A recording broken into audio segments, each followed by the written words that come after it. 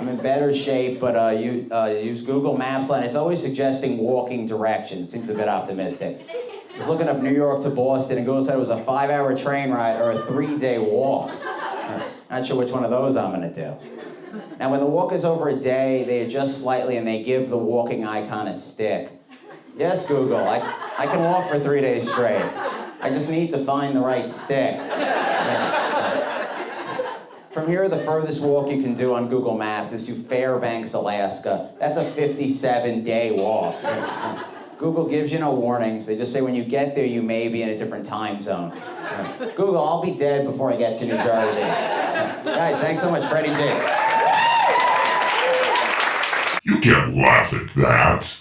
Welcome to You Can't Laugh at That, the podcast where we take topics that you can't laugh at and find different ways to laugh at them.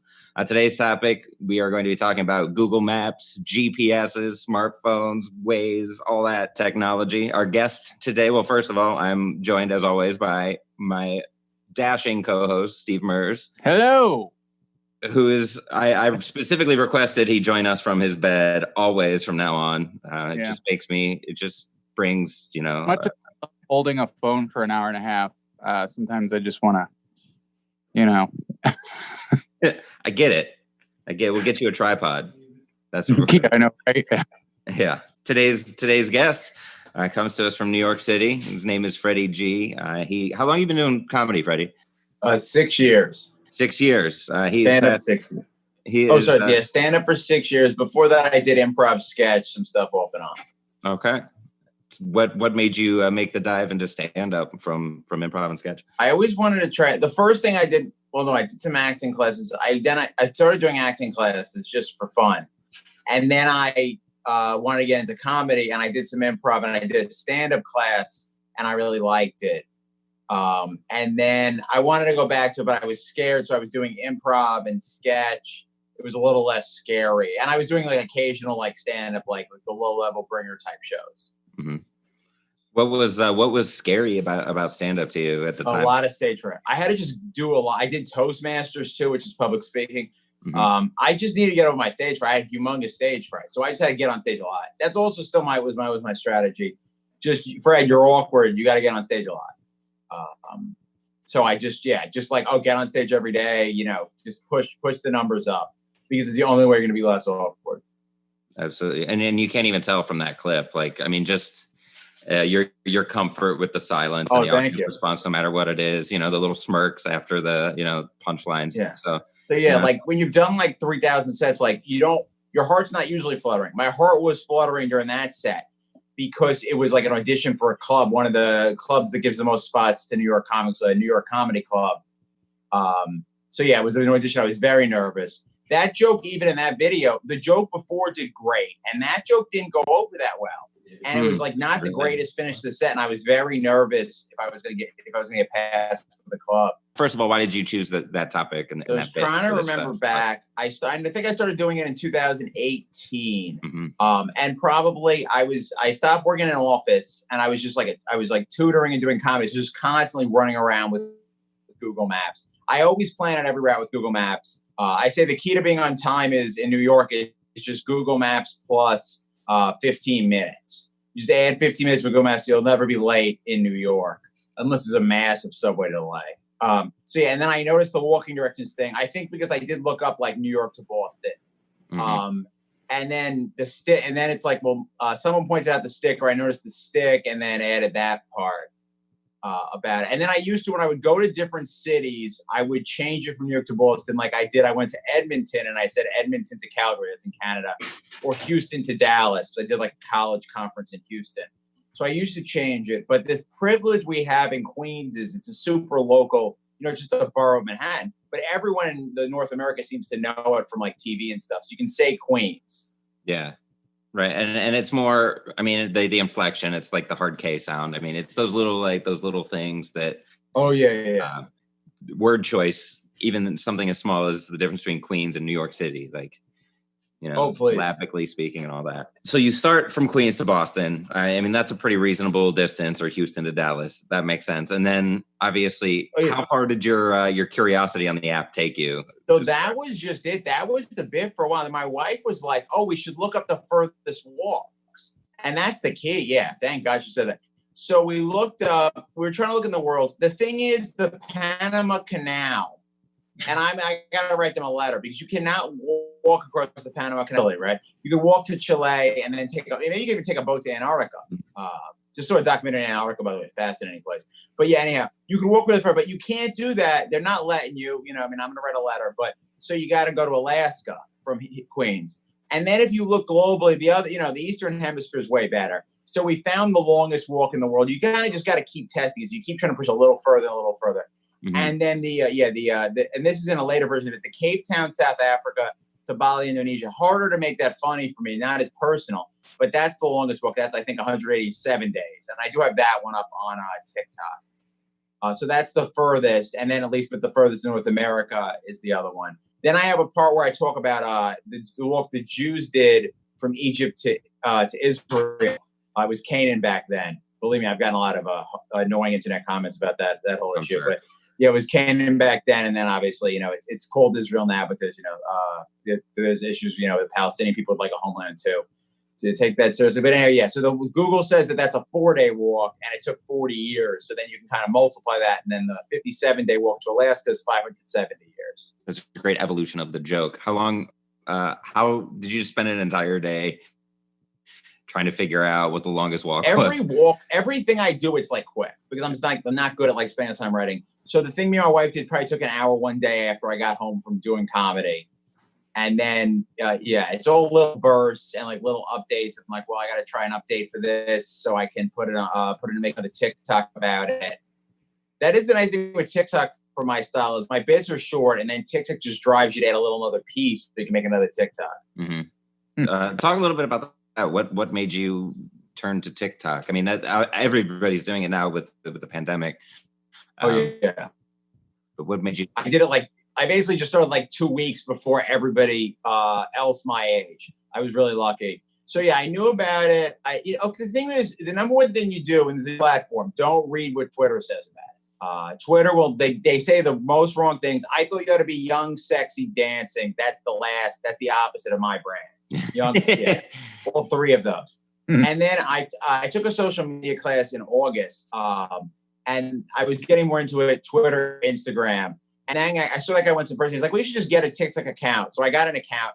Any of these ones, getting an account takes under 5 minutes. That's why everyone has an account. If it took 15 minutes, way fewer people would do it.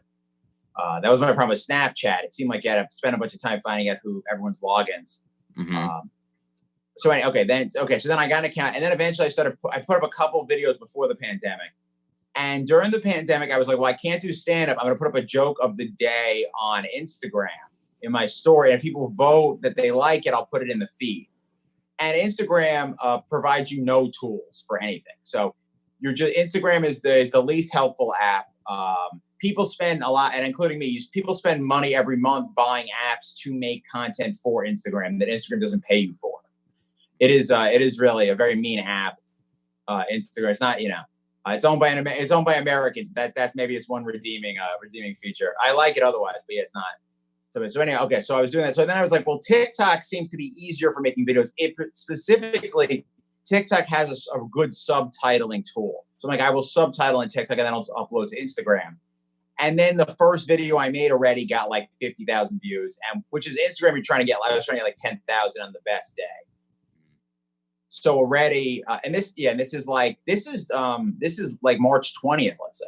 So this is the week where everything shut down. I got my wife home from Milwaukee. I thought she had COVID. Everything shut down, clean up, buy food, lockdown, clean my whole house. My wife might have COVID. Then there was a Friday. What day was that? That was Friday the 20th. I thought I had COVID and I went to bed. And then so it's not the 20th, maybe a day or two later. I make this first video. It does well. I make a video about Chipotle, a bit that never worked on stage. That does hundreds of thousands. And it's just this is my primary thing. I'm putting up my best joke. I put up the joke about pumpkin. My hair isn't a normal color red. The color is pumpkin blush. You guys can check it out. And that got like 1 million views in like a day or two. I'm like, oh, I'm a TikToker now. You know, and that's, yeah. And that was literally a week after I went to bed on the Friday. Like, I have COVID. What the hell's the next few weeks going to be like? Okay. Now, how did you have so much success right away on TikTok? I mean, is it keywords? Is it following the right people? I do hashtags for sure. TikTok doesn't care as much how many followers you have. There's the For You page. So when you look in TikTok, there's 2 places to watch videos. There's your page. There's people you're following, and the For You page. And the For You page can just put you out to every user. So the stuff went really well on the For You page. If you're getting shared, or if you're getting shared, if people are sharing you, they put you in we call it the FYP, and then just people can see you. So like that video, now I have a lot of followers. That video got so much better than now when I have more followers, because it's all the algorithms is most of the power. So it doesn't matter if you're famous or have a lot of followers or if other people in entertainment. See, Twitter is all about big accounts retweeting you. So the big accounts are almost like a cart. It's not their fault, but they're like kind of a cartel. They can control who goes viral. But on TikTok, it's just the algorithm. Also, most people who actually had stand-up quality jokes were not on the app at that time. So my jokes were probably way better than the non-stand-ups putting jokes on there. So you got the head start. Yeah. And pumpkin blush, so it's relatable. A lot of people have this color hair. Not a high percentage, but millions of people do have it. So then people were sharing with their pumpkin blush friends. A lot of people tagging each other. People are young and very friendly. And when you say people talk about TikTok being young, I think most of the people watching my stuff and going to my chats, they're 16 to 20. They're the typical, young audience that you would want in entertainment and music and stuff. I mean, there's some 12-year-olds, but you're reaching people who are going to be who are either young adults or they're going to be adults pretty soon. That key demographic. Yeah, exactly. That's why it's like, it's not like Instagram. You're hitting, people who are mid-20s, mid-30s. Like, that's a good demographic too. But there's nothing wrong with people, 16 to 20, 25, whatever. Right. No, not at all. Especially, I mean, they have so much power, like influencing, and they're constantly on social media. So, I mean, if you can get shared by that. Now, I remember watching the GPS, the Google Maps joke on Twitter. You posted on your Twitter, and I was like, "Holy shit, that's such a funny joke!" Oh, thank you. I think I commented, I shared it or whatever. And I mean, I appreciate good comedy, man. I'm always scouring through and seeing who's funny and so on. I was like, I remember this dude from the Devil's Cup. So that's why I figured I would reach out to you and see if you'd be interested in jumping on the podcast, because the topic of Google Maps is so it's not considered something that's like offensive or so that you can't laugh at. But so many comics have like hack bits on it. And this was such an original take, but also we've all seen like The Walking Distance when you get directions to somewhere that's far away, and it's like, why would you even offer this for me, great. Google? It's extremely dangerous. Yeah. And they don't even know, like, if you try to walk to Alaska now from New York, you got to go through Canada. The border's closed. Yeah. You know what I mean? You walk like 35 days, you hit the border of Canada. Like they don't, they should give us a warning about that. So I love Google Maps. I use it everywhere. Google Maps, when you go to other cities, including Canadian cities, it knows the bus schedule. So if you want to ride a bus in Edmonton, Google Maps will tell you exactly where it is in the time. It's invaluable. You save so much money on Uber. So Google Maps is a lifestyle for me, at least pre-pandemic. Now I'm mostly driving and using Waze. Yeah, I know. It's a big difference. Google Maps, is that your mode of GPS when you're in the city, like when you're trying to get trains? Yeah, it knows the train schedules pretty well. Yeah. That's the thing is the public trans info. Now, there's other things, but the public trans info and the fact that it's every city that I've been to pretty much is really helpful. Yeah. You don't use like the MTA app or like Hopstop or anything like that? Hopstop. I feel like that's older. I don't know how Hopstop is now. That was older. When I lived there, I used it.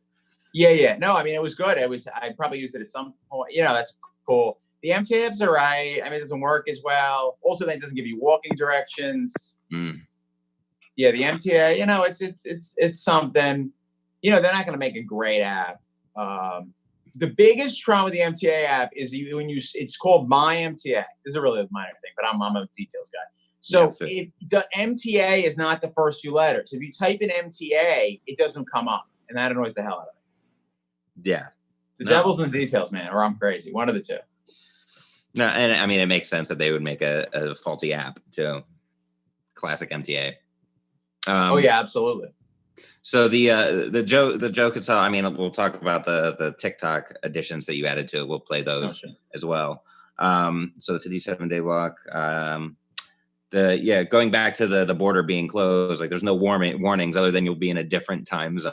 I remember like getting directions across the ocean. It's always like get in a ferry or get on a boat or they used to tell people to swim. People have commented that that's before my time of looking at this stuff. I've only been looking at this stuff for like less than a year. But yeah, they used to tell you to swim to like Spain or whatever. It doesn't do that anymore. No, someone probably. I mean, there must have been drownings. Yeah. How many people? The thing is, there's bodies at the bottom of the ocean. You're not going to take on Google. And international waters, Google's getting off. So whatever. But they've changed it, so they're preventing future ones. Maybe we'll go scuba dive afterwards. Yeah, right. Find all the people who are at the bottom of the ocean holding their phones. Laughing. The last punchline in the bit that you did at New York Comedy Club, I'll be dead by the time I get to Jersey. Is that kind of a callback to, because earlier in that set we didn't play it, but you kind of talk about how you were out of shape or when you were younger. Is that kind of does help?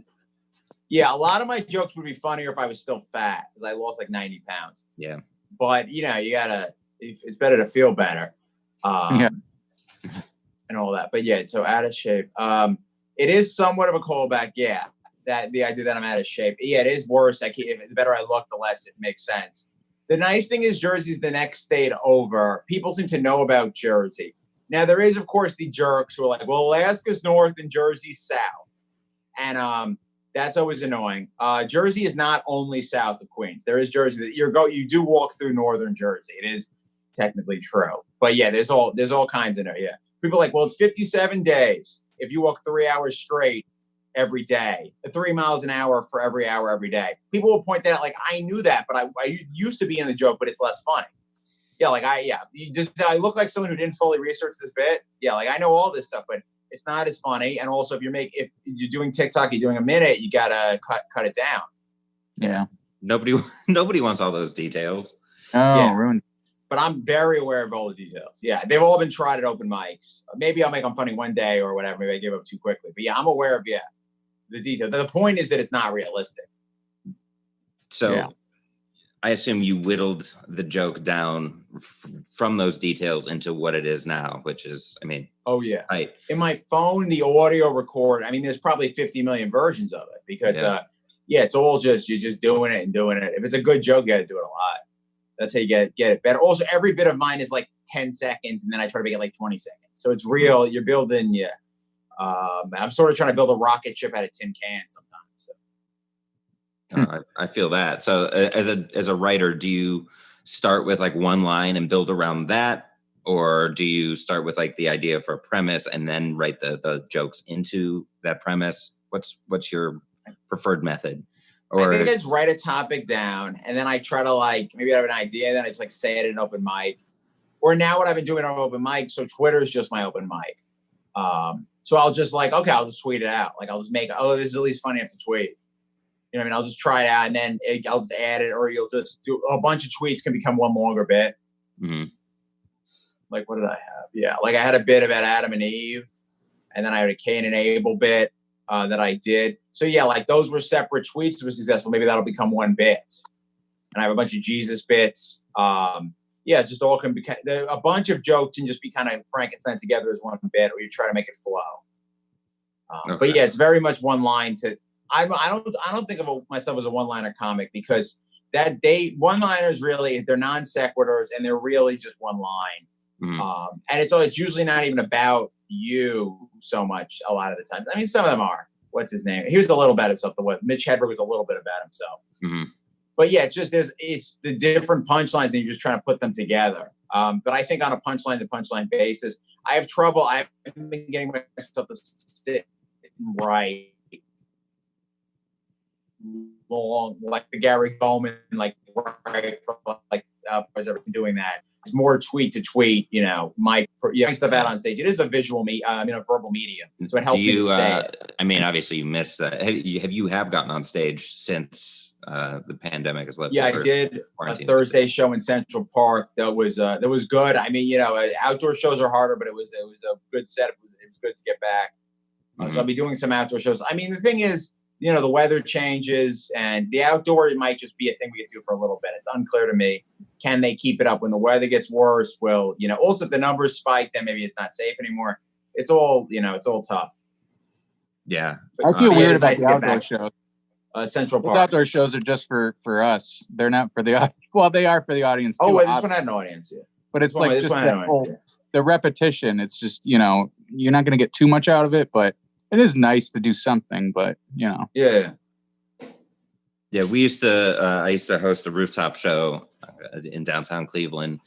And I mean, it was a lot of fun, but it's weird because the laughs kind of dissipate into the ether. Yeah. Rather than being in an enclosed space. So, you can have a great set and listen back to it and be like, why weren't they laughing? When you're trying out new jokes, you record yourself, I assume? I mean, every set. Yeah. My thing is, record every set, listen to every set. That's my, I mean, I don't have to do that, but yeah, I try to do that. Yeah, I'm the same way. When you're listening back to a recording, are you looking, say you're trying out a new bit, are you looking for where the laughs are, or are you looking for like what specific you're doing in each set, like inflection, timing, I'm bad at that part. Yeah, no, I'm just looking to make the jokes better. I have trouble with that. I'm trying to get better. I'm also trying to videotape. I mean, now with the outdoor shows, I'm not getting back into videotaping yet. I don't even, I don't know if I want to have to set up a videotape for the outdoor shows. But yeah, I'm trying to get, because I wasn't focusing on the visual at all, and I was barely moving. I was like this, and my body wasn't moving at all. I was just like nodding and then no movement, because I was just recording. So the thing with me is in stand-up, I just really care about the audio. I don't even really look. I don't need to look at I'll look at the comic, get a vibe. Okay, who are they? And then I just look away. So I mostly care about albums. So like, I don't even care about the visual, but then there's all these visual things that really matter. So I'm trying to get better at them.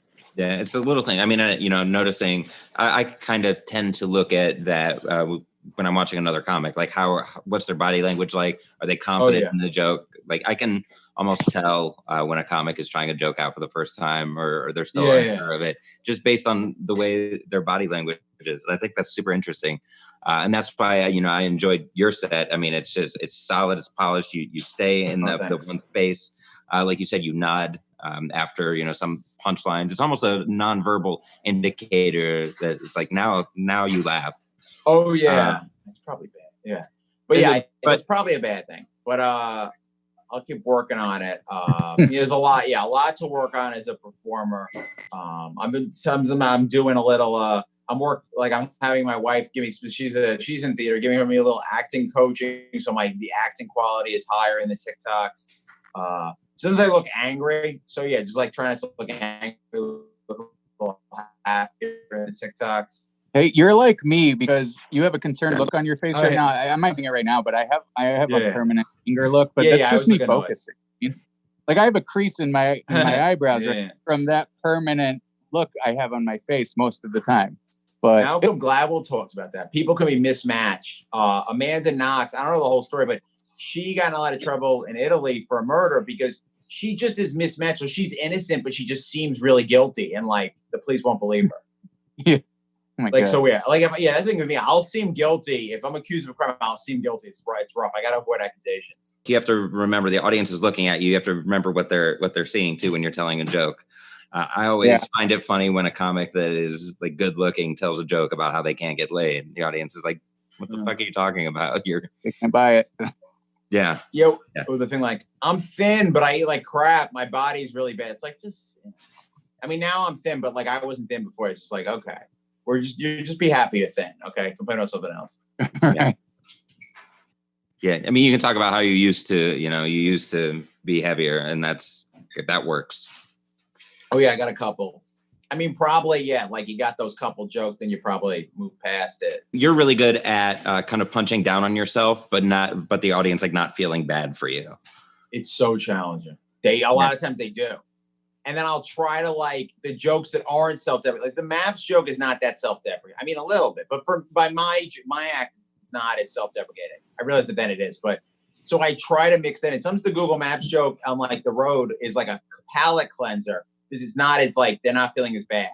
In New York, no one feels bad. It's just okay. We're all just New York, they're into it. But yeah, out in New York, people are nicer and they can start feeling bad. It's very tricky.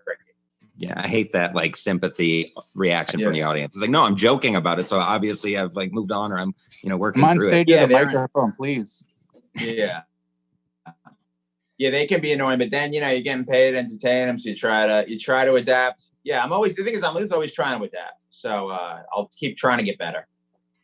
Do you have a tool that you use when you do get that reaction? Is there like, do you have a canned line, or do you just kind of roll with the punches? And I kind of want to just tell them that my life's great. I mean, my life's pretty great. I worked in finance. I saved a bunch of money, got a great wife, getting to do comedy. Things are all right. So, yeah, I'd be like, oh, I have a great life. But I don't know. It's tricky to communicate that. Also, then you might go too far. Then you sound like you're bragging. Yeah, there's that line. You crossed the line. So, Jeremy, if you want to pull up the part 4 and then part 5, we'll just listen to them consecutively. Oh, great. Yeah, and these are the nicer versions. Right. This is the rest of this joke is weird because I made this nicer version and then an older version went viral that looks like crap. It's so funny. Figures. Google Maps recently told me that I could walk from Queens, New York to Fairbanks, Alaska in only 56 days, which makes no sense because I'm Jewish and we're notoriously slow at long walks. We once walked from Egypt to Israel. That took us 40 years. According to Google Maps, that's a 4-day walk, which means that 56-day walk to Alaska would take me 560 years. Still seems a little low. I hope Nick Cannon didn't see that. Furthest walk that you can do on Google Maps in the entire world is from Cape Town, South Africa to Bali, Indonesia. Google says that this walk through 25 countries will only take me 188 days. There is some good news, though, because I'm probably going to forget my wallet in Cape Town, South Africa. And when I have to walk back, it's actually 3 hours quicker. So no problem at all. Obviously, you have to go from the smallest distance to the largest distance. Otherwise, the audience isn't there for it. That's just classic joke writing. Like, thank you. You can't start with the most out there beat to a bit and then work your way backwards. Yeah, exactly. Yeah. Did you ever get into like sketch writing? I did. I was on a sketch team at one of the improv schools. I like writing sketches. I'm actually getting a little back into it because maybe trying to make some content, for YouTube, whatever. See, I'm getting back into it recently. Yeah, I like writing sketches. I avoid doing it, but when I do it, I like it. And yeah, now because I'm excited about a couple things, so I'm gonna start doing it. Yeah, I'm actually, and maybe as soon as tomorrow, gonna write a couple. So so getting back in, I like doing it. I mean, it's a lot. It's something to learn. I haven't done enough of them. My very first one I found, I was cleaning out papers. And in my first one, I just ended it like super violently. Like I didn't know how to end the sketch. So I was like, oh, I'm just going to heighten this. And like, I think the guy died. Like it just gets bloody and crazy. Yeah. Classic. Little Deus Ex Machina at the end. Yeah. I wrote a couple back when I wrote some that I was proud of. I'd have to reread them. I found the scripts to see if I still think they're funny. I did do one. It was a political one in 2011 and Herman Cain was in trouble. And he was trying to say that Obama didn't have a penis because it was right after the Obama birth certificate thing. And at the very moment I wrote that, it was topical. I thought it was really funny, and the teacher really liked it in the sketch class I was taking back then. It sounds like it would be topical today, minus the Herman Cain part. Oh yeah. Right. I mean, he was back in the news recently, but oh yeah. Hopefully he got COVID. Yeah, it's so yeah. People just please be careful. Yeah. But I was actually going because I just moved bedrooms in my own house, and so I was going through some old stuff to see what needed to be kept and needed to be thrown away. So I was going through some old sketches, and there's some rough ones, but there's some good ones. Oh yeah, it's I don't know if you were to pull up the first time you did that Google Maps joke that did well versus where it is today. Like, how would you describe the growth in your writing and the joke? So it would just be the long walk. It's just the first words. It ends about the stick. Mm-hmm. Let's see. I mean, the wording would be different. I'm trying to remember the word because it's so long ago.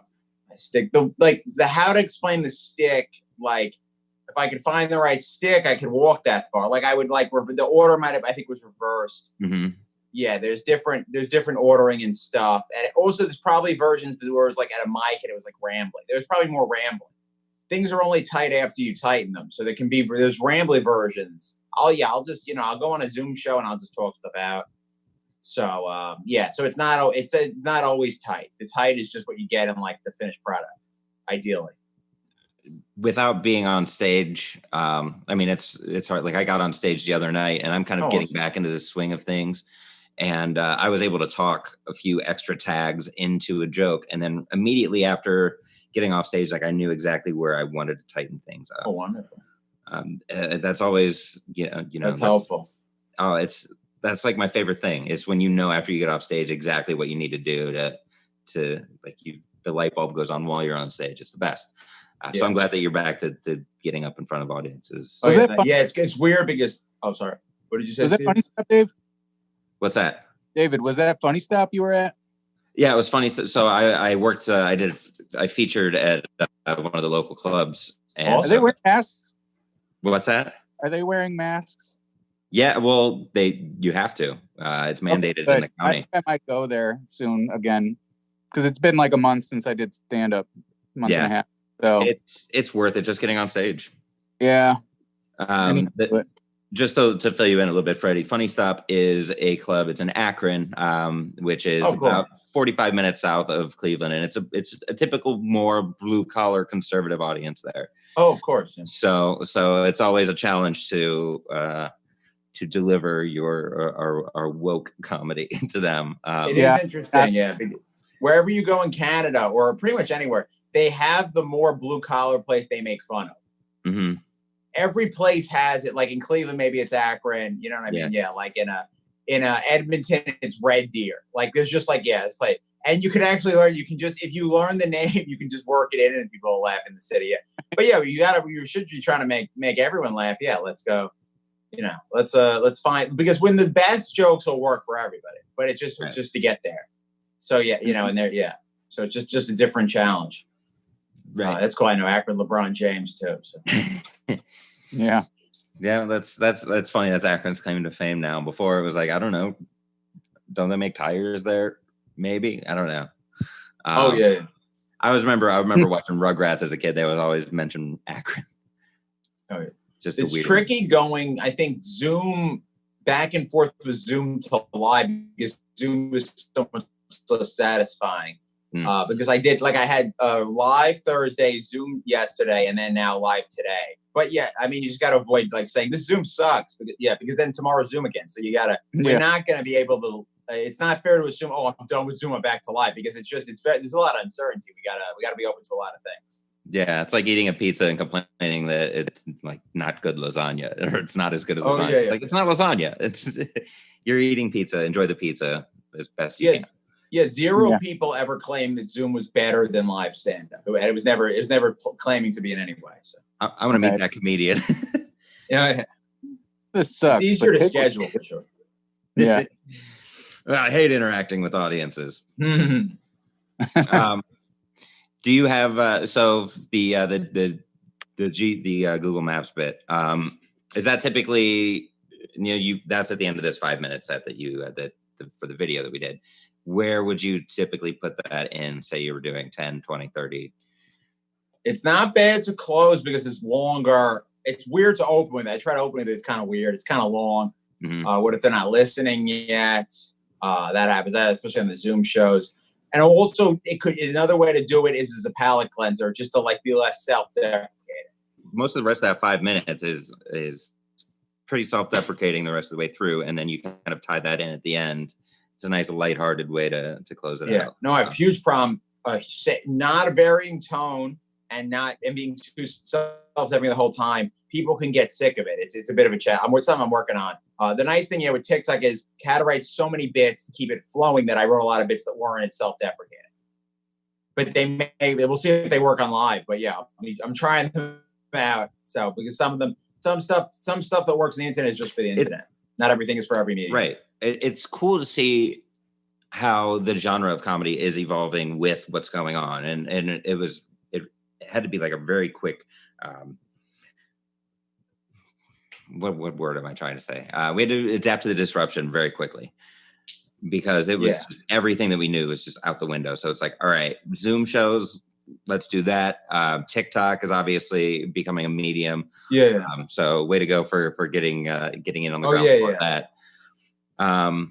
Do you listen to like Gary Vee or anything? I do watch his stuff. I like the thing with him is the stuff he's saying is stuff I really agree with. He seems like it was good. It would be like some like silly like get rich quick stuff, but it's not. He's giving you legit stuff. I think the okay, we got I was gonna say it's practical advice. Yeah, exactly. Yeah, he's giving you, and he's actually coming from a good place. Yeah, I'm pro Gary Vee. I think the thing was just because I wasn't even trying to make it on TikTok, is just that I figured out I could just say the jokes to the camera, and I didn't have to I could make them in my house. I don't need like a live audience. Like I could be self-sufficient. That was really the big discovery, and I was like, okay, this is kind of cool. The thing about advice that he gives is you have to replicate it consistently. Like it's not, you do it for a week and it's like, why am I not like Zoom famous or why am I not TikTok famous yet? Oh yeah. I did notice he's telling people to post like 10 times a day on TikTok. I saw something about that. And I found that actually it was oversaturated. It was better to post less frequently so your old videos kind of it'll show your best videos to people. And that was actually working a little bit better. The one thing is a lot of TikTok, which is people telling you to be better at TikTok. And, you gotta, it's still trial. You can try all those things, but there is a thing of trial and error. Like everyone says on Instagram, don't do too many hashtags. And like, I'll do a lot. Sometimes it works great. Like, who cares? I'll do it, okay, I'm trying it out. Yeah. Like, yeah, because then you hit a big one. So, you got to also just be out there as a practitioner and see what works. It's not just, they're just giving you their best guess. And it's kind of it's just coaching. It's not the Bible. Right. Mm-hmm. No, I was going by his guideline for, social media posts per day. And it's like, that's a full-time job in itself. Oh yeah. So I found myself not having time to actually like write new stuff and. Oh, absolutely. Yeah. Yeah. He's not a comedian and he has a staff. So we're on different situations than him. Right. If I had a staff, done easy, but like a scepter or like people, a walking, whatever stick. Works. If it's magic, But anyway. First thing I thought of was like Gandalf, leading the fellow. Oh yeah. With his staff. James Gandolfini, yeah. I try, a bunch of staff type jokes. Yeah. Moses. Oh, Moses and the stick. Oh, okay. Maybe I'll write that down. Moses and the stick is not bad. Because now Moses wasn't in the bit till recently. Moses and stick. Yeah. Yeah. Actually, that fits, especially with the added part of wandering for 40 years. Yeah, at least when I do, because I'm probably going to add it on TikTok. But yeah, I'll probably add Moses and the stick. Yeah, that's good. Yes, that's what you talked about. Conversations are a great way to come up with stuff. Oh yeah. So yeah, you got to, it's a living, breathing thing. I think you said, David, in the mess, like jokes are never really done. There's always different ways you can think of them. Mm-hmm. Yeah, I'll add a tag to a joke that I thought was done like a year ago and find that it makes the joke even better. So then when I do that, it's like, well, if that works, then what else could work here? I mean, oh yeah, you'll have a breakthrough like years later, and everything will be rejuvenated. Mm-hmm. Oh no. It's so tricky because then like people make albums. Now comics do have where they do the same joke on multiple albums. Like they update it. Which is fine, except when you're listening to all their albums in a row and you're like, this is kind of lame. Yeah. But if you're doing that, you're already a big fan. So. Right.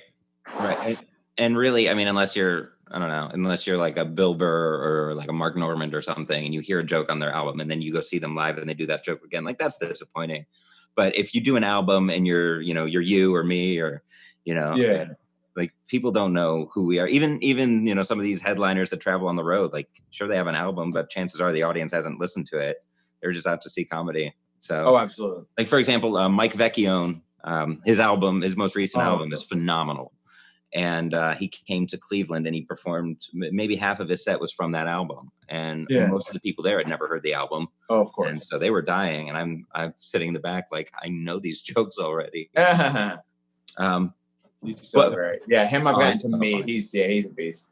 He's such a good joke writer. Like I'm pretty sure he lives in Astoria too. Yeah. I met him because I knew Katie Hannigan. Oh, cool. Yeah, I know.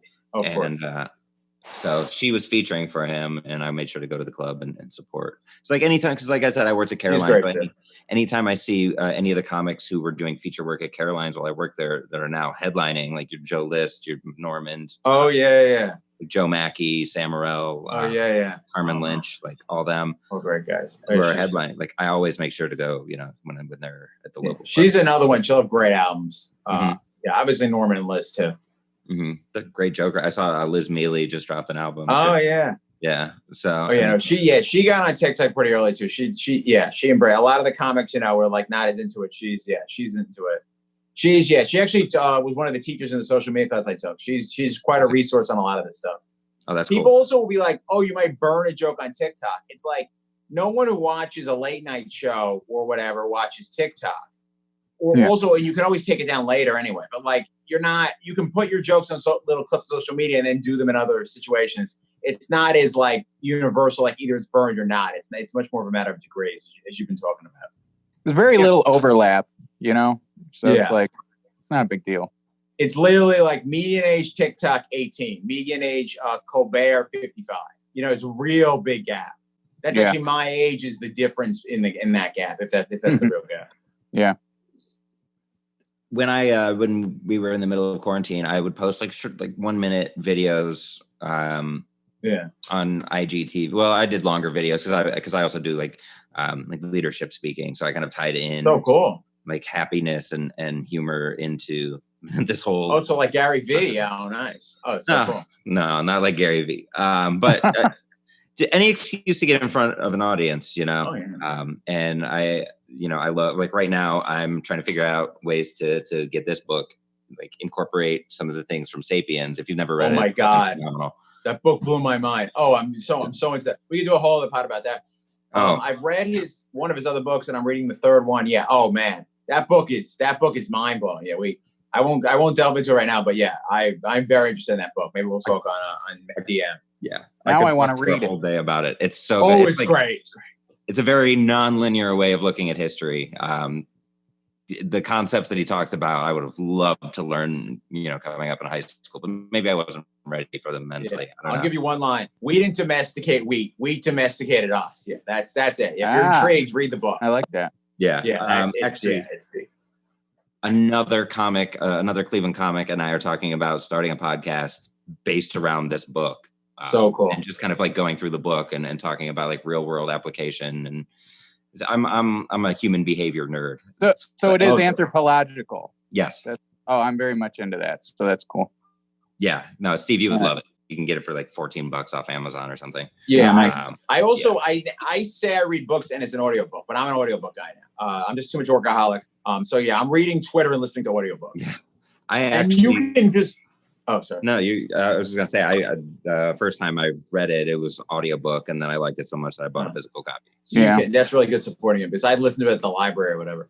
The library, but basically, you can get so much information about any topic in your head quickly through audiobooks, just while you're doing your other activities. Mm-hmm. It's a huge asset people should be open to. And the library app, Libby, you figure it out in your area, or whatever. You don't have to pay any money. Like there's a lot out there for you. People with these audios. That's a good point. I never you don't really think about how you can, do menial tasks while listening to an audiobook.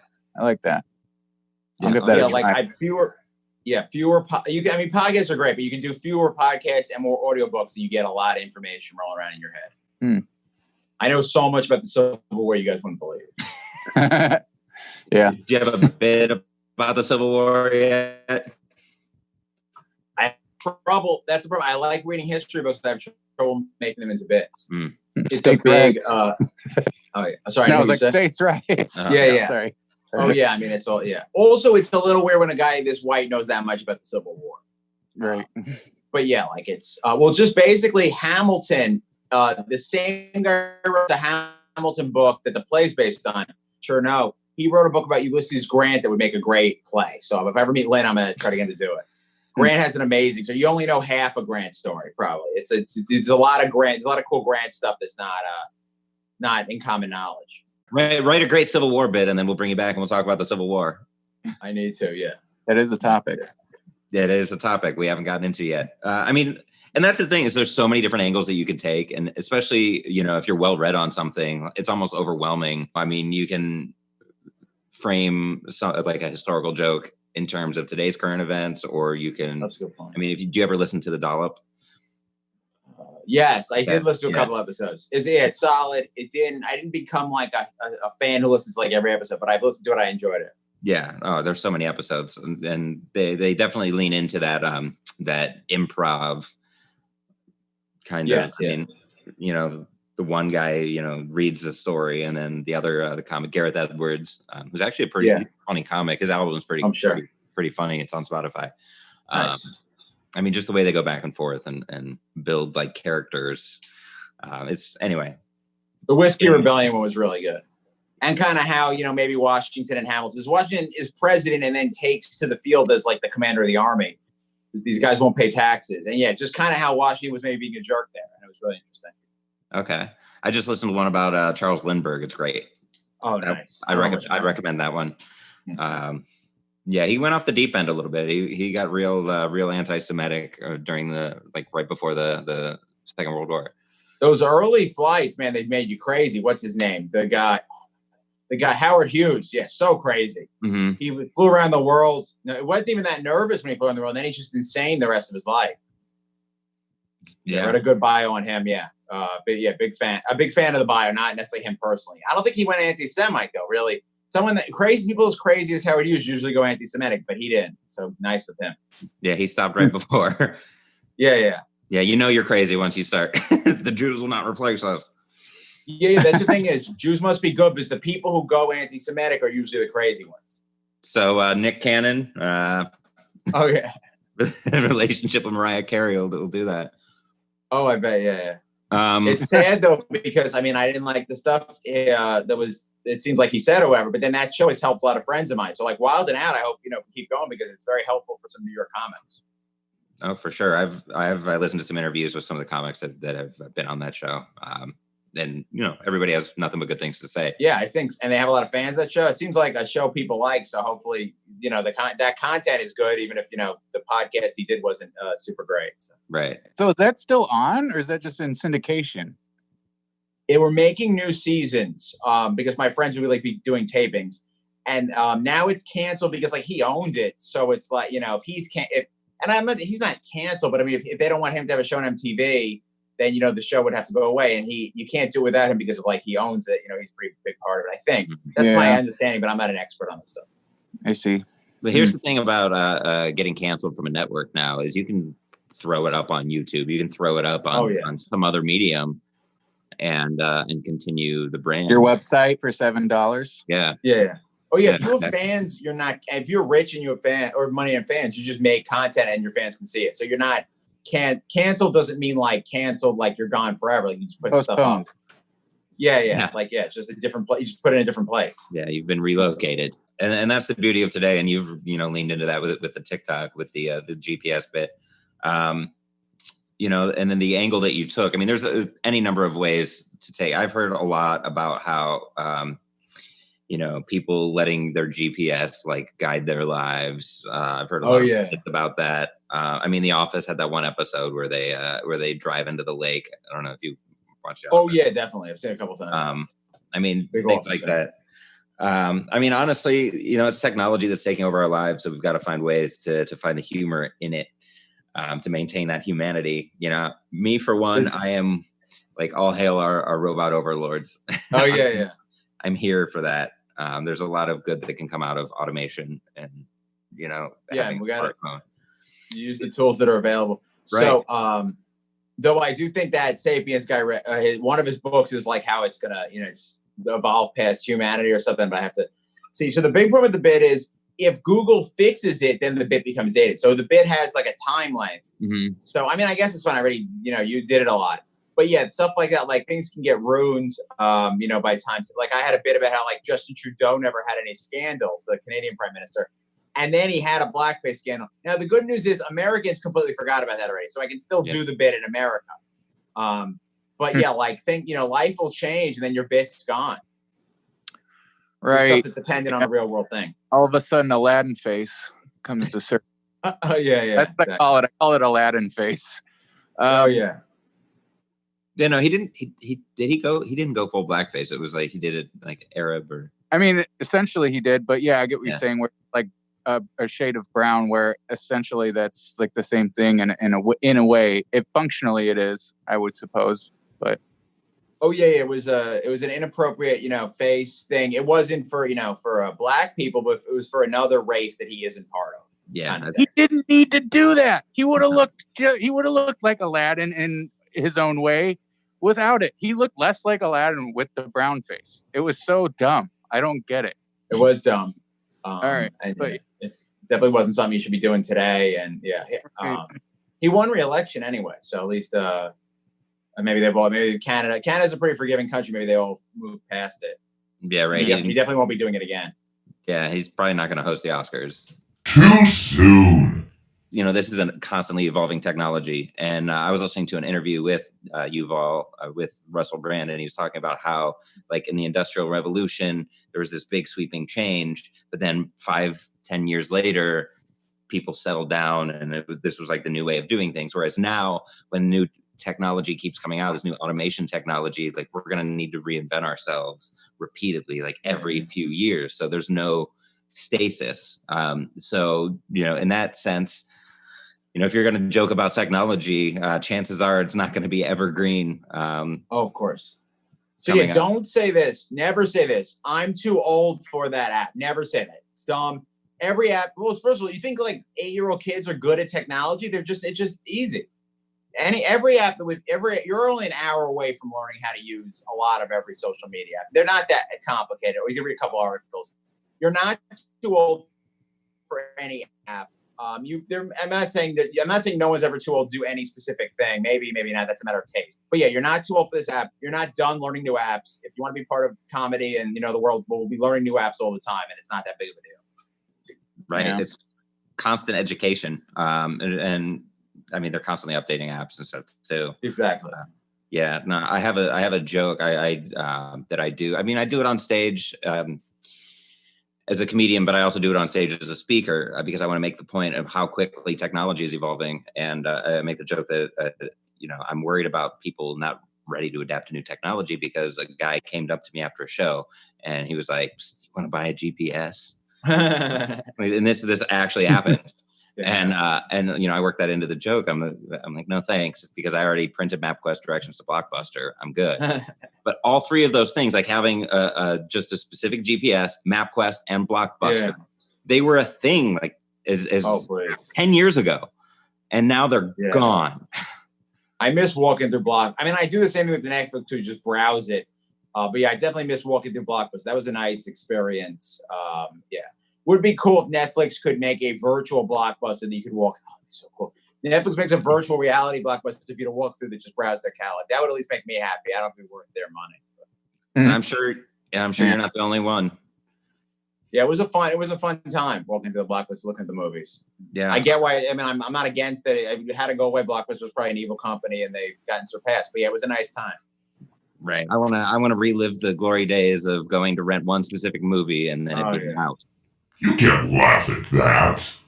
You made the point, don't joke about how you're too old for, or don't, say that you're too old for technology. That's a route that a lot of, I don't want to say hack comics, but like more road comics will take, like, oh, these kids and their smartphones. Even Seinfeld did it. And his most recent special, he's talking about, he had like a whole bit about, how the smartphone and kids these days are so attached to their phones. And it was like, it was almost hack, like watching him do the joke. I don't know if you watched his most recent special. I didn't see it, but yeah, everyone's gonna have it could be hack, and then he's still great, yeah. But that was a good special in my opinion. I thought it was great. Yeah, I enjoyed it. I listened to the whole thing, but yeah. So I mean, I'm not, I also like tutor a little bit, work with kids. Yeah, I mean, it's just the kids are just people. So yeah. And then they're not, not all of them are on the, like, yes, a lot of them know how to talk to you. We shouldn't be, it's just the same thing as like any kind of stereotype. You can't stereotype people by age group.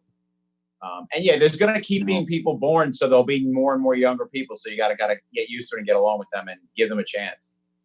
Yeah. Right. I agree. You've got to learn and grow with the technology. And I mean, as a joke writer, like as a comedian too, you got to learn and adapt with what's going on in the world. Otherwise, you're not relevant anymore. Nobody's going to pay attention to what you're saying. Oh yeah, exactly. except for they're not going to be automating creativity anytime soon. Well, I don't want to say that on the record, but I feel like certain things are just untouchable as of right now. But yeah, computers don't understand the nuance of jokes. I mean, they can do like a one-liner. I think I read something where a computer told a joke, and it was like it can use certain techniques, I'm sure, but creativity generally is still kind of untouchable right now. Right. If I think they're going to do it, yeah, I'll start building one. Yeah. If I think they're right, I'll just jump on their side. Yeah. I'd be good at that. Mm-hmm. Yeah. I used to work in tech a little bit. Yeah. I'll be the guy. Yeah. I'll switch teams. If it makes our lives easier, I'm in. Oh yeah. I can do anything on this thing. Mm-hmm. And that's, I would love to dive in real quick to a bit by Joe Zimmerman. He's got a whole bit about his phone, and he frames it in a way where, like, we're talking about, we're addicted to our phones, and the way he frames it is, well, we'll just let Joe. Oh, nice. Joe, take us there. I didn't realize how attached I was to my phone until it slipped from my hand and fell toward a sewer grate, and I made a sound I'm not proud of.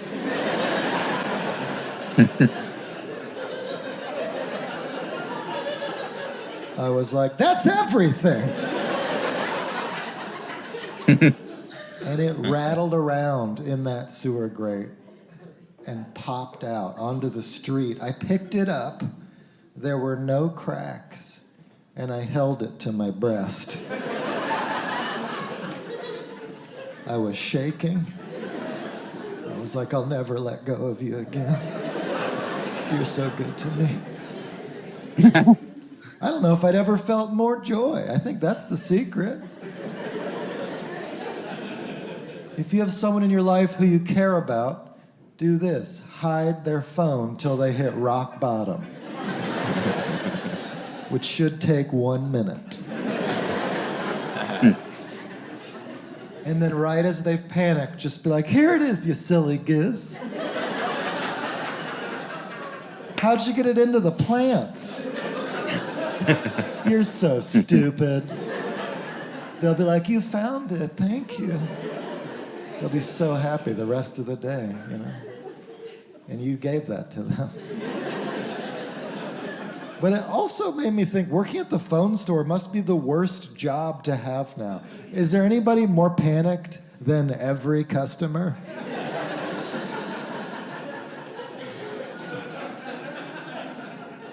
Welcome to Verizon. How may I help you? Well, everything I know is gone. I don't even know how I got here. I just started walking. It's been hours, maybe days. Possibly minutes, no way to tell time.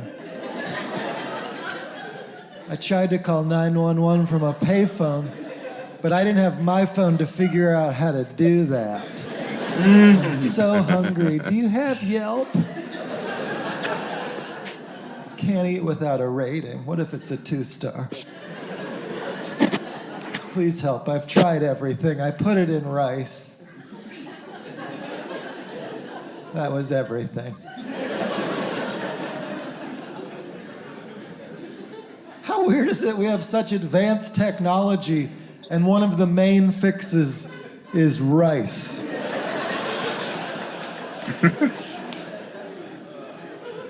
Like, hey, your robot isn't working? Have you tried pinto beans?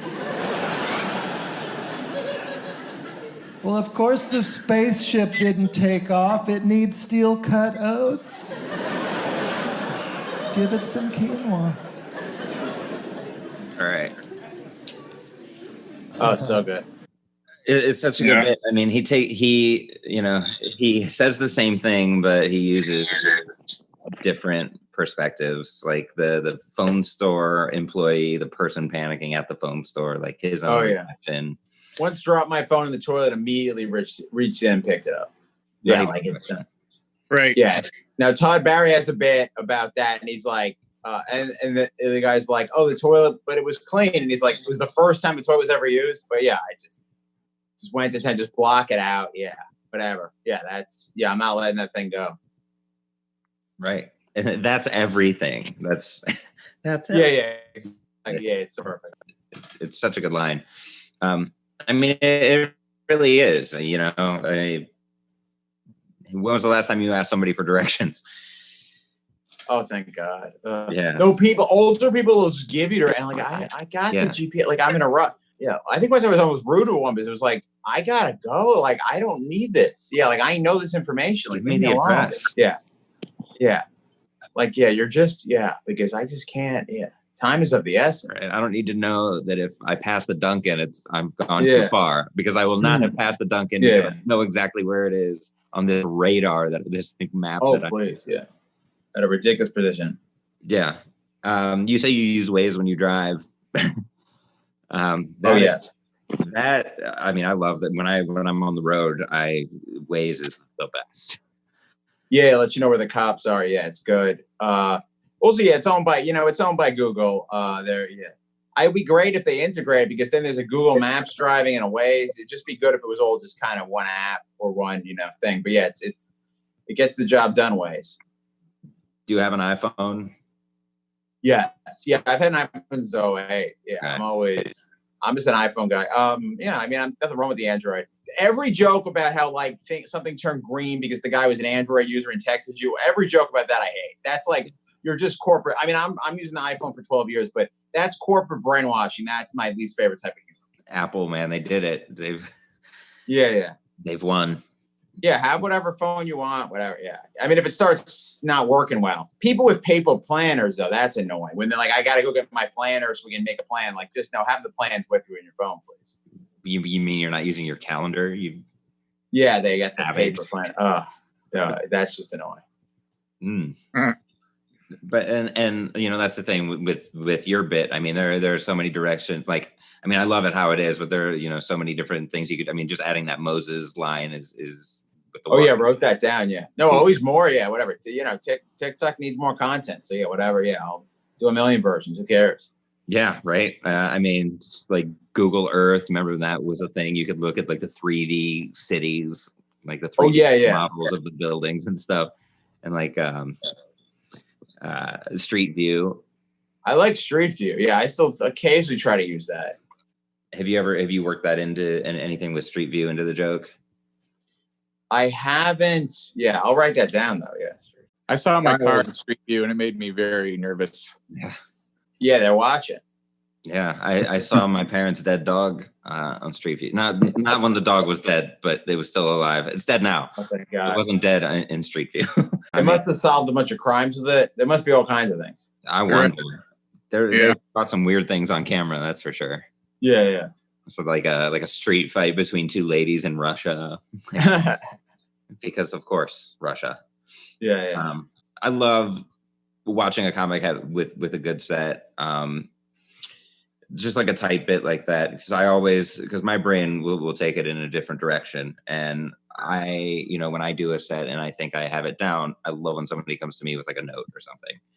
How do you feel about comics? Oh, it helps if it's like a suggestion. Yeah. I mean, people say corny stuff or, but the thing with it is like, like the comments on the internet, then I'm like, oh, don't reply with the serious comment. But then if it's a serious comment that I find interesting, I'm okay. Yeah. So, it's a lot. Yeah. Like I'm not people, again, Twitter teaches you that any quote unquote reply guying is bad. And I might be different because, it's easier when you're a guy, maybe there's less of a sexist overtone. But yeah, I mean, a reply guy to me is just when I don't like your factual comment or it disagrees with me. But if you say something interesting, then maybe that could be another bit. I mean, my bits are short, so I need more. So whatever might spark more content would be a good thing. Right. I like when I get and that's a whole new different animal, because now you have just people who aren't comics commenting on what they think you should do. Not that that's a bad thing. I mean, it's always good to get different perspectives. Because I mean, especially how like this joke is a couple of years old at this point.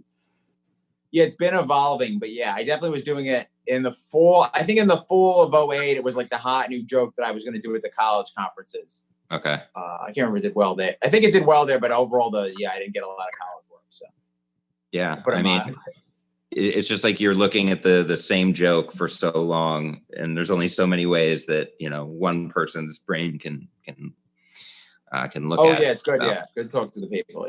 Yeah. Like I said, verbal medium. So yeah. Yeah, absolutely. Cool.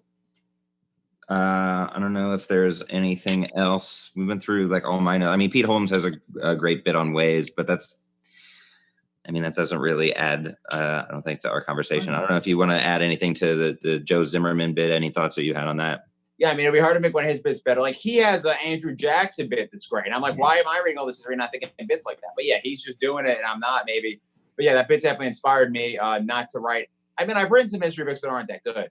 But yeah, not to write any. And some of them are on TikTok. But they haven't gone amazing because they're not that great.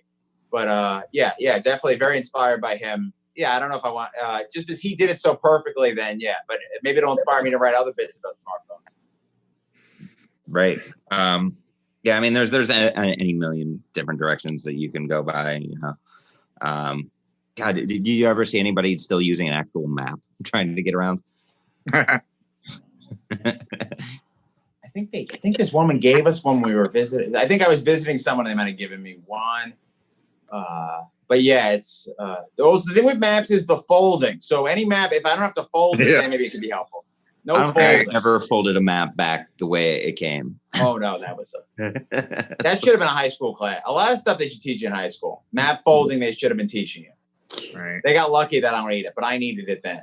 Yeah. Oh man, I was on the road. I forget where I was. It was somewhere in Ohio, and I pulled up to a stoplight, and there was a dude parked in a parking lot on the side of the road. It was like the parking lot like jutted up against the side of the road, and he had a full map out on the hood of his minivan, like trying to figure out where he was. Like, do you remember? I don't know. Did your family ever go on like road trips or anything? I was gonna say he's like an '80s dad on a road trip. Yeah. I've seen that.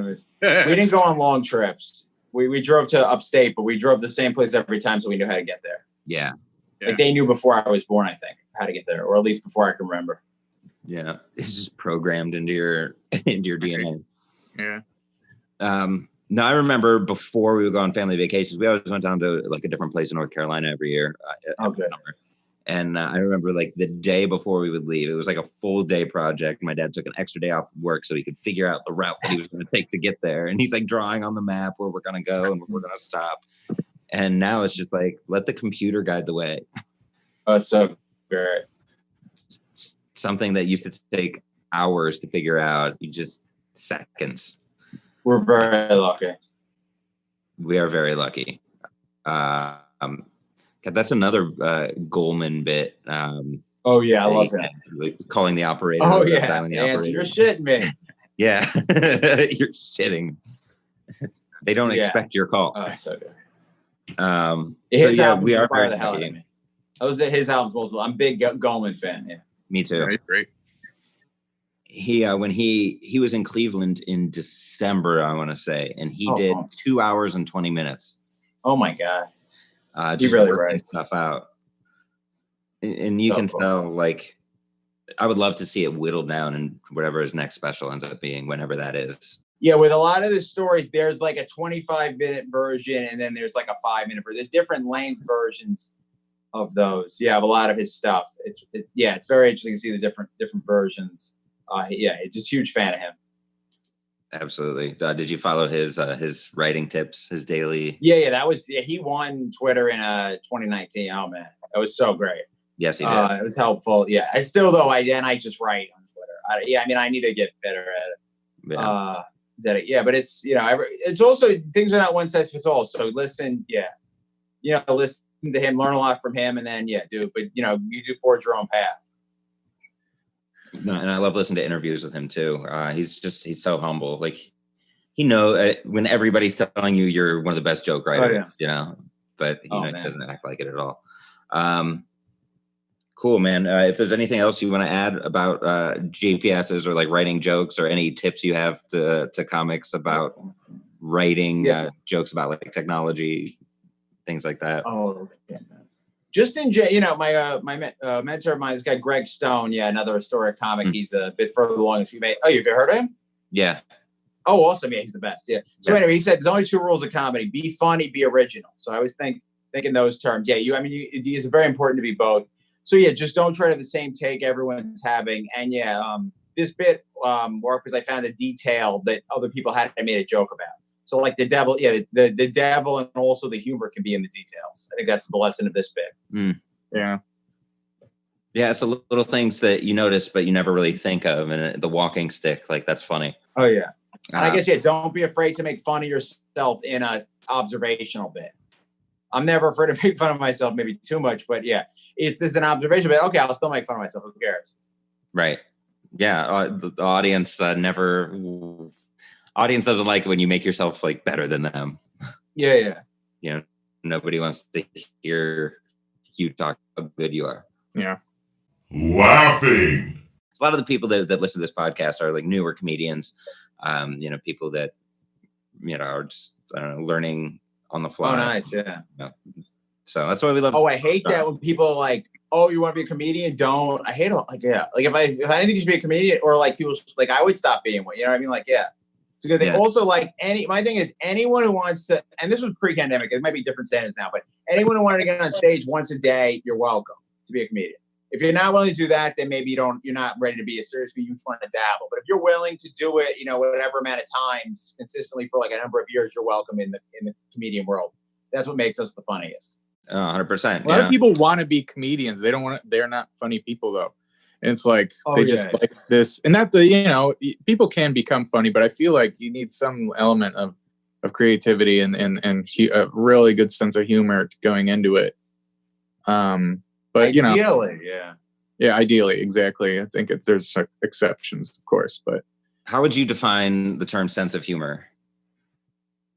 Oh, me? Okay. I mean, the thing, it's subject. So humor is subjective. The thing is, at some point, you should be making somebody laugh. Now, there's people who are just really funny. Some of them don't do stand-up or don't work hard enough or whatever. So then that's not going to become a comedian, because you can't be a comedian unless you're willing to work really hard at it. Mm-hmm. And then there's people who work really hard but aren't as naturally funny, but they can learn to make people laugh. I would say, if you're doing it for a number of years every day, you got to be making people laugh at some point. If you're not making anyone laugh, either adapt, change, or maybe stop. Like, there is a point when, like, okay, maybe, this isn't working out. This isn't something I'm really good at. But you're at least welcome to try and you're still a comic while you're trying to do it every day. So you're still welcome, but it might not work out. Yeah. It's a choice. Yeah. I mean, put in the work. Yeah. I respect that. Yeah. Okay. And then I would respect you being like, well, I don't think, I think I should, you could also do something else in comedy. But you're like, okay, I wasn't getting enough laughs. I'm going to try something else. Like, I respect that too. Yeah, no, for sure. To me, it's all about the adaptation. I mean, whether it's getting on stage and trying to make a connection with an audience to make them laugh, or learning new technology. It all, I always find like analogies and metaphors involving comedy, because I mean, that's, comedy is just the human condition. I mean, it's just a perspective that, if it helps expand our point of view by being able to laugh at something. Of course. To me, like that, I mean, that's humor. I mean, to me, to be able to say there's something funny here. I might not know what it is right now, but looking at something like Google Maps and being like, there's something funny here, and then you'll eventually find it.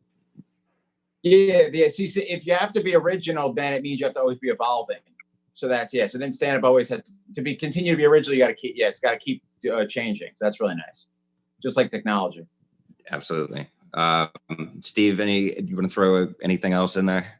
I just thought of something. I think one way you could describe a sense of humor, one way, is that where criticism meets creativity. But obviously that doesn't apply to every type of humor. I could sit here and think about it, but it definitely applies to me though. So yeah, Steve, I like that one. Yeah. I mean, it's true. I mean, even if a joke is lighthearted, you're still criticizing the way something is. I mean, right.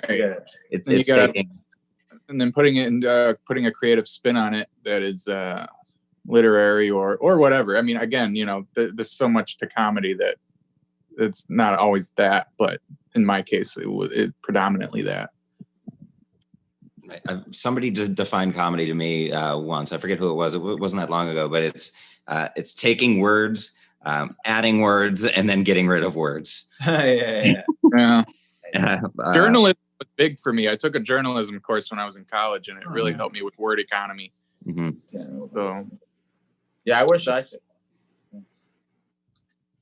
Yeah, I was a political science major, so I wrote a lot of essays. So you learn, to the point and have a thesis.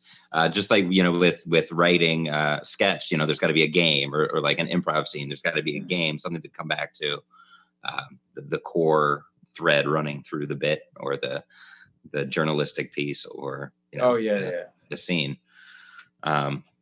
Very cool. Freddie, thank you for joining us, man. Yeah. It's always fun to talk Thank you both. So fun. Freddie, where can we find you on all your social media? So yeah, at Orange Freddy G. The big ones is Twitter, Instagram, TikTok. Post regular and all this. It's not the same stuff, so you can follow on multiple. In those, I have like links to my YouTube and the full set. You guys saw the very end of it. But yeah, that's the big things. Yeah, I'll have more. I might, eventually have. I do lives. No one wants to play a 90 Day Fiance fan. Yeah, I'm doing regular 90 Day Fiance IG lives. I go live on TikTok. So I may have a podcast at some point. I'm making like sketches and stuff, possibly for YouTube, whatever. So yeah, more stuff coming. If you're following me on social media, I'm shamelessly will tell you about all that stuff. So yeah, at Orange Freddy G, Freddy with 2 D's and a Y. All right, he's a content making machine. Freddie, I'll keep you posted on our Sapiens podcast because I'm always in bringing in people who've read the book. Yeah, and I may have finished his third book or his second book, but I'm reading it third. Yeah, but he's written 3 books. There's two basically sequels. So yeah, I may know the full Sapiens cinematic universe at that point. Yeah. Man, I'm looking forward to the spinoffs. Also, he's got a really good interview with Russell Brand too. If you haven't watched that, it's interesting. So cool. It's good, like background listening. I probably would like it. Yeah. He does it. Yeah, I bet you he's he's probably a pretty blunt guy. Yeah, I'd love to see him and the guy from the book The Black Swan.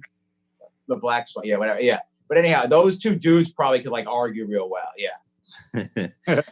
Let's make it. That was happen. a deep reference that no one's gonna get, but it's at the end, so it's all right. Right. But let's just build our influence so we can get them together. Yeah, Make it happen. Yeah. All right. Thanks again for joining us. Oh, thank you. Have a good show. I hope the city stays open. And I hope you. Please, yeah. Just wear. I just hope everyone wears masks. We keep the numbers low because the mask wearing doesn't. We still get to do stuff, so it's a pretty good deal. Right. Yeah. I mean, they're uncomfortable, but you can deal with it. Right. Take it off once, for a second, whatever. It's you can adapt to it. It's not the end of the world. I always say they're so hard to breathe in. Sometimes I forget I'm even wearing it.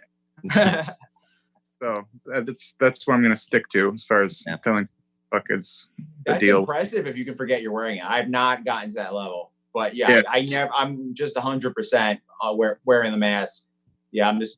Even if you don't think you have it, it just signals to other people that they should wear it. It's just this whole thing. We come together, we wear the mask, we get to do more stuff before the treatment and vaccine come out and save lives. So it's just, there's a lot of winning to it, even if initially kind of is a little uncomfortable.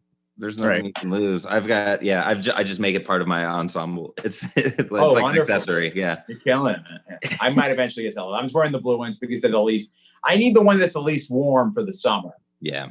So I wear whatever it doesn't fog up my glasses for some reason. So I got like 50 of those and I'm wearing those. Nice. Cool, man. Doing your part. Yeah. It's very important. Yeah, for sure. Keep making it very hard. Buddy. Yeah, I'm trying. Yeah. Aren't we all? That's the best we can do. Because no matter what the topic is, no matter how serious it might be, no matter how pedestrian or hack, there's always a way to laugh at that. Oh yeah. That seems like a nice epic way to close it out, right? Oh, nice. Yeah. All right. Well, got to round it out with a nice conclusion. Yeah. Like I've finished. There's nothing worse than listening to a public speaker and then they just have a shitty conclusion. I just feel like we don't do stand-up comedy. We're comedians. So if stand-up comedy's not happening, we still can be comedians in whatever way we can. Yep. That's how I feel about it. Yeah. But yours was better. Yeah. For sure. That's who we are as humans. There's nothing, you can't take that from me.